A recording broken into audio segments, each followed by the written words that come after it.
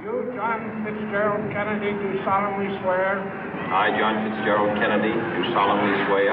That you will faithfully execute the office of President of the United States. That I will faithfully execute the office of President of the United States. And will, to the best of your ability. And will, to the best of my ability. Preserve, protect, and defend the Constitution of the United States. Preserve, protect, and defend the Constitution of the United States. So help you God. So help me God.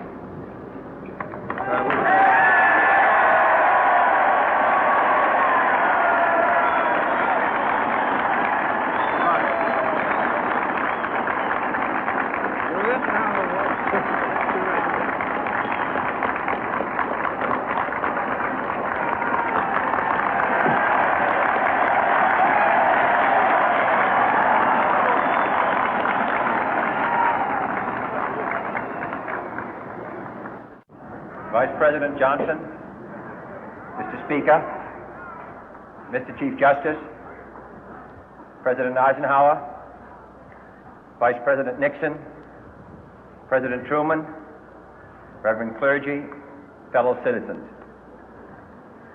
We observe today not a victory of party, but a celebration of freedom, symbolizing an end as well as a beginning, signifying renewal as well as change. For I have sworn before you and Almighty God the same solemn oath our forebears prescribed nearly a century and 3/4 ago.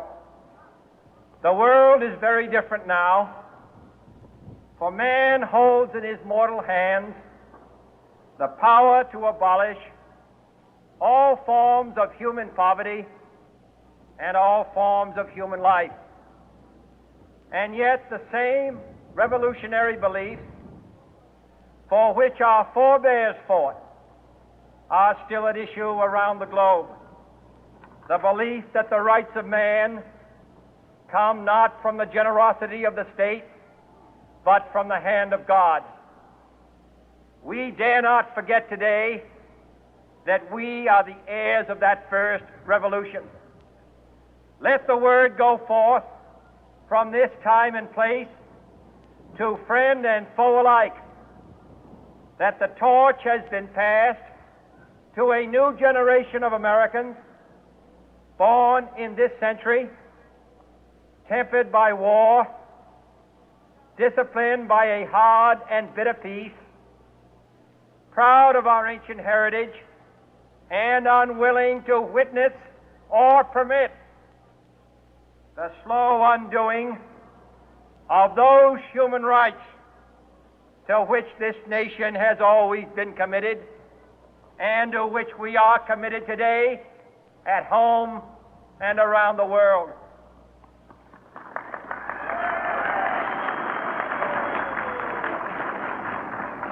Let every nation know, whether it wishes us well or ill, that we shall pay any price, bear any burden, meet any hardship, support any friend, oppose any foe to assure the survival and the success of liberty.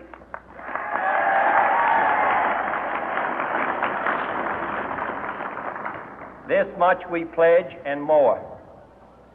To those old allies whose cultural and spiritual origins we share, we pledge the loyalty of faithful friends. United, there is little we cannot do in a host of cooperative ventures. Divided, there is little we can do, for we dare not meet a powerful challenge at odds and split asunder. To those new states whom we welcome to the ranks of the free, we pledge our word that one form of colonial control shall not have passed away, merely to be replaced by a far more iron tyranny. We shall not always expect to find them supporting our view, but we shall always hope to find them strongly supporting their own freedom, and to remember that in the past, those who foolishly sought power by riding the back of the tiger ended up inside.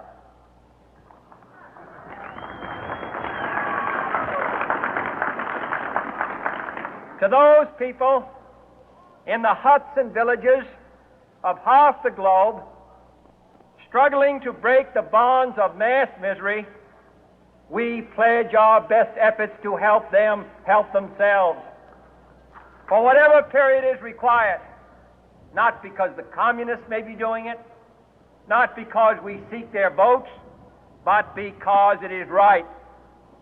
If a free society cannot help the many who are poor, it cannot save the few who are rich.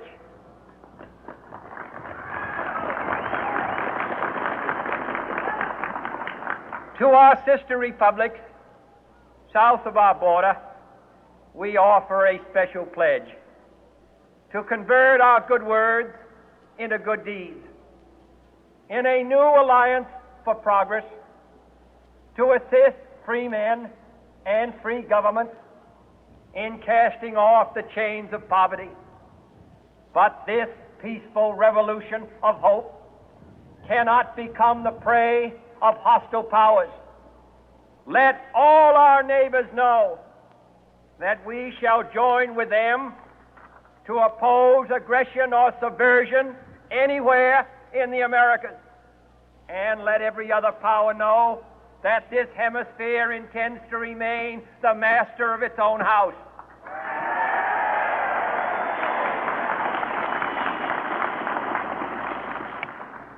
To that World Assembly of Sovereign States, the United Nations, our last best hope, in an age where the instruments of war have far outpaced the instruments of peace, we renew our pledge of support to prevent it from becoming merely a forum for invective, to strengthen its shield of the new and the weak, and to enlarge the area in which its writ may run. Finally, to those nations who would make themselves our adversary, we offer not a pledge, but a request that both sides begin anew the quest for peace. Before the dark powers of destruction, unleashed by science, engulf all humanity in planned or accidental self-destruction, we dare not tempt them with weakness, for only when our arms are sufficient beyond doubt can we be certain beyond doubt that they will never be employed. But neither can two great and powerful groups of nations take comfort from our present course, both sides overburdened by the cost of modern weapons, both rightly alarmed by the steady spread of the deadly atom, yet both racing to alter that uncertain balance of terror that stays the hand of mankind's final war. So let us begin anew, remembering on both sides that civility is not a sign of weakness, and sincerity is always subject to proof.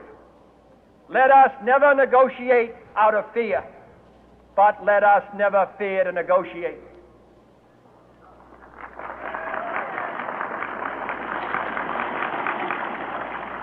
Let both sides explore what problems unite us, instead of belaboring those problems which divide us. Let both sides, for the first time, formulate serious and precise proposals for the inspection and control of arms, and bring the absolute power to destroy other nations under the absolute control of all nations.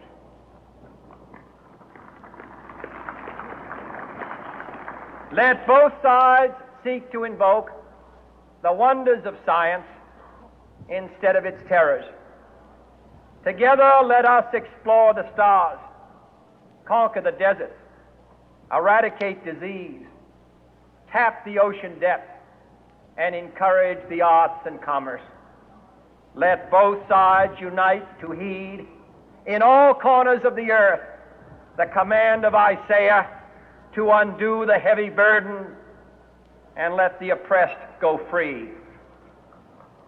And if a beachhead of cooperation may push back the jungle of suspicion, let both sides join in creating a new endeavor, not a new balance of power, but a new world of law, where the strong are just and the weak secure and the peace preserved.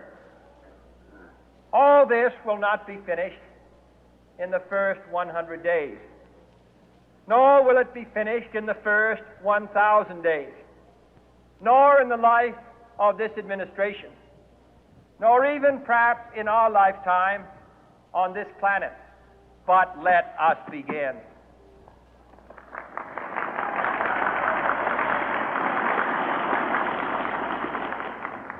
In your hands, my fellow citizens, more than mine, will rest the final success or failure of our course. Since this country was founded, each generation of Americans has been summoned to give testimony to its national loyalty. The graves of young Americans who answered the call to service surround the globe. Now the trumpet summons us again, not as a call to bear arms, though arms we need, not as a call to battle, though in battle we are, but a call to bear the burden of a long twilight struggle, year in and year out, rejoicing in hope, patient in tribulation,